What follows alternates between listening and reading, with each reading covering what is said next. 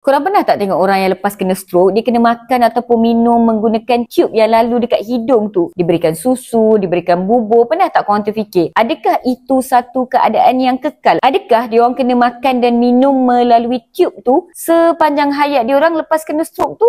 Jawapan dia tidak semestinya. Di sinilah letaknya keperluan untuk kita melakukan rehabilitasi untuk menelan. Siapa berlaku speech language therapist akan membuat penilaian menelan dahulu. So ini meliputi kefungsian dan juga saraf-saraf yang terlibat untuk menelan. Seterusnya, speech therapy mungkin akan memberikan sedikit minuman atau mungkin makanan untuk tengok macam mana pesakit mengendalikan makanan minuman berkenaan. Banyak juga pesakit memerlukan penilaian lanjut bersama pakar lain. Antara yang kerap dilakukan adalah penilaian bersama pakar ENT. Penilaian tu kita namakan Flexible Endoscopic Examination of Swallowing, di mana pakar ENT akan masukkan skop melalui hidung sehingga kita nampak di bahagian saluran makan dan juga saluran pernafasan. Semasa kamera berada di situ, speech therapy akan suapkan pesakit lah dengan pelbagai jenis air ataupun makan. Tujuan dia adalah untuk pertama kita pastikan pesakit selamat untuk makan atau minum. Atau ada setengah-setengah pesakit boleh makan dengan minum dengan selamat tapi dengan strategi-strategi tertentu. Daripada situ juga speech therapy boleh mengenal pasti apakah bentuk terapi yang sesuai diperlukan oleh pesakit pada masa itu. Jadi guys, kalau anda atau sesiapa yang anda kenali punyai masalah sebegini, jangan lupa untuk minta rujukan kepada